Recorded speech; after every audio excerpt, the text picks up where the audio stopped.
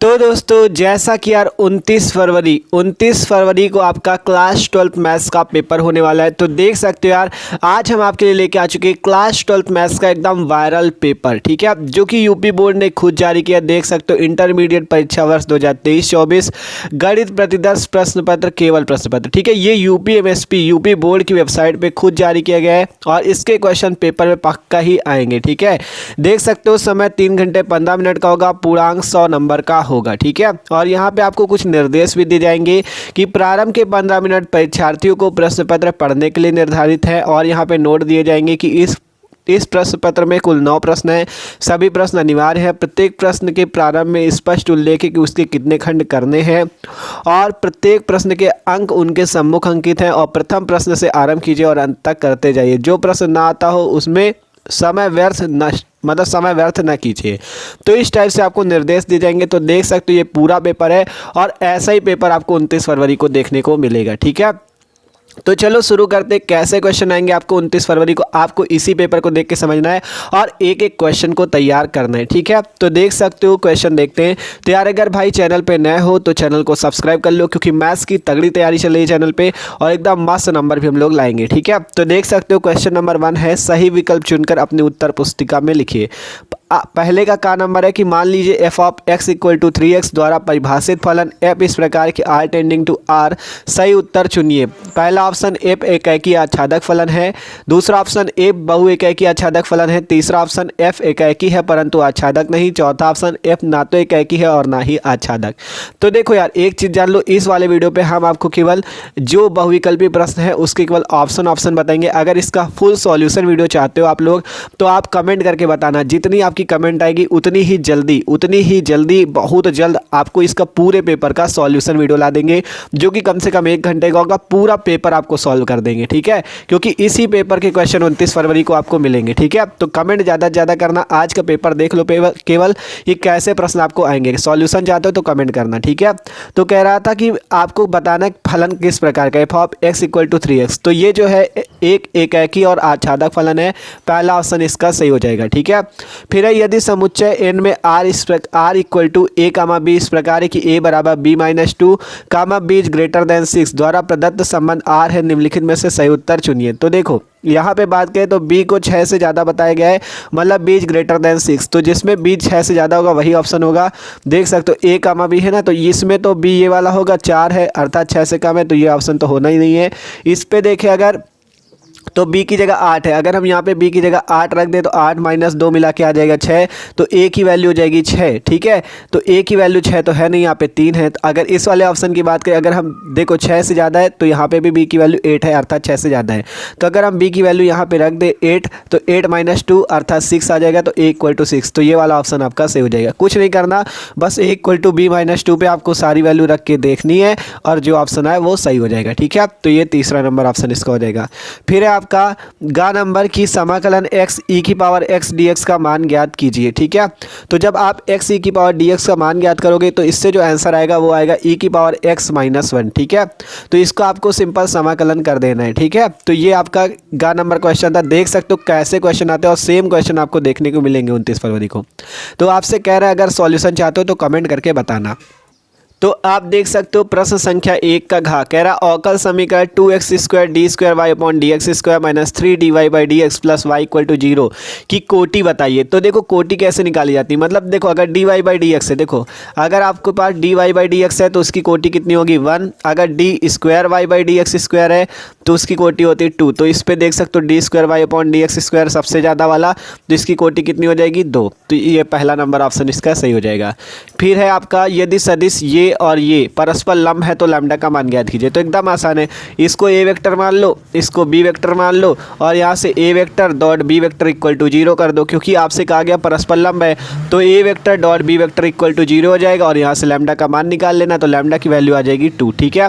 तो आप सॉल्व करके चेक कर लेना, ठीक है। फिर देख सकते हो आपका एक प्रश्न देख लो, ये तो 1-1 नंबर वाले हो गए। अब यहाँ से आपके सभी खंड कीजिए। देख सकते हो दूसरा प्रश्न, एक चीज़ जान लो, एक क्वेश्चन तो आपका मुख्य मान वाला पक्का ही आएगा, ठीक है। मुख्य मान वाला क्वेश्चन पक्का आएगा, ये आपको तैयार कर लेना है।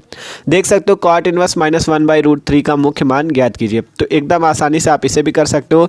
फिर खा नंबर है कि दिखाइए कि फलन f of x = mod x पर संतत है x = 0 पर। ये क्वेश्चन मोस्ट इंपॉर्टेंट हर साल आता है, ठीक है, तो इस बार भी पक्का आएगा ये। अगला देख सकते हो गा नंबर, अवकल समीकरण x(y)d2y/dx² प्लस x dy/dx का whole square minus y dy/dx = 0, ये कोटि एवं घात ज्ञात कीजिए। तो देखो कोटि कैसे ज्ञात कर सकते हो, जो ज़्यादा वाला होगा यही कोटि हो जाएगी, कोटि हो जाएगी 2, ठीक है, क्योंकि इसी की d² y वाला है तो कोटि हो जाएगी 2। घात की बात करें तो इसकी घात कितनी है 1, तो इसकी घात हो जाएगी 1। इस टाइप से निकाली जाती है, कोटि यहाँ पे 2 हो जाएगी, घात हो जाएगी 1, ठीक है।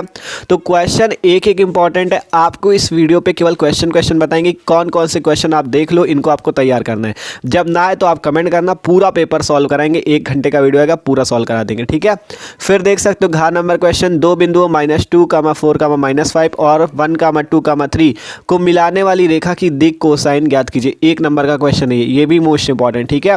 फिर आपका यदि PA = 7/13, PB = 9/13, PA intersection B = 4/13, तो PA/B का मान ज्ञात कीजिए। 1 नंबर का क्वेश्चन है, ठीक है, मोस्ट इंपॉर्टेंट है ये भी।